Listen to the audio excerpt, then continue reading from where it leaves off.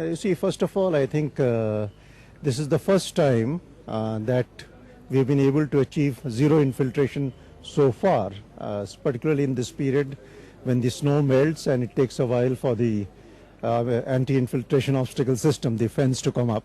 So that way it goes entirely to the credit of the soldiers who are operating on the ground. And of course, supporting them is a good intelligence network, an improved surveillance grid, and some very deft changes in dispositions that have been done to be sure that we were able to preempt all these attempts to infiltrate. So far in this year, there were 8 attempts in which 17 terrorists were eliminated while trying to infiltrate. So I'm very hopeful that this trend will continue and we'll be able to maintain this. And this is important. There is more pressure on the line of control when we compare last years. And how is it possible that this year there has been zero infiltration? Yeah, that's a good. Much pressure. That's a good question. Yes, the number of attempts, definitely intensity has been higher. And why the people have succeeded, it is because, as I said, the very good alertness and actions by our troops who are deployed there. And the second thing is some very strong changes that were made into the disposition, so that we added more tiers, we made the front lines a little thicker, and of course enhanced our surveillance grid, enhanced our intelligence systems, and all the agencies, especially in terms of intelligence, have come together and are working. Yeah, it was a case, an unfortunate case of mistaken identity, where 2 night domination patrols in the general area of Noorpura Tral, they fired, one fired upon the other. In that we've had, unfortunately, 2 fatal casualties and 1 person is injured. Yes, so that, as I said, it was a case of mistaken identity. Details are still under investigation, so we are going to go into it to see as to how this whole thing has happened. General Sahab, recently London-based doctor has been arrested. So this is for the first time in recent years that a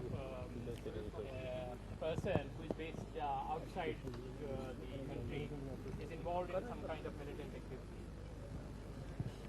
Well, this is, as you are aware, this apprehension has been done by Jammu Kashmir Police, and they are investigating into it. It would be very premature on my part to pass any comments or anything, because the investigation and the follow-up is still progressing, as you're noticing. Last question. General साहब, अगर देखें तो highway का काफी हिस्सा हमारे यहाँ भी आपके अंदर भी आता है, तो मिलिटेंट्स हमने देखा है कि अब हाईवे पे टारगेट्स बना रहे हैं, कितना सिक्योर आप हाईवे को मानते हैं? देखिए, जहाँ तक कश्मीर का सवाल है, हमें कोई शक नहीं है कि हाईवे मतलब जितना महफूज किया जा सकता है किया हुआ है। इसमें हमारी central reserve police force ROP में डिप्लॉयड रहती है, उनके इर्द गिर्द कॉरिडोर प्रोटेक्शन आर्मी दे रही है। इसके अलावा काफ़ी क्यूआरटी क्विक रिएक्शन टीम्स चलते हैं, दिन के वक्त, रात के वक्त ऑलमोस्ट 24/7 रहता है। तो अगेन, जहाँ तक कश्मीर का सवाल है, हमारी तरफ से कोई ऐसा कसर नहीं छोड़ा हुआ ताकि इस हाईवे को बिल्कुल महफूज रखें। लास्ट क्वेश्चन है, you said that zero infiltration. What is the reason why local youths are joining military?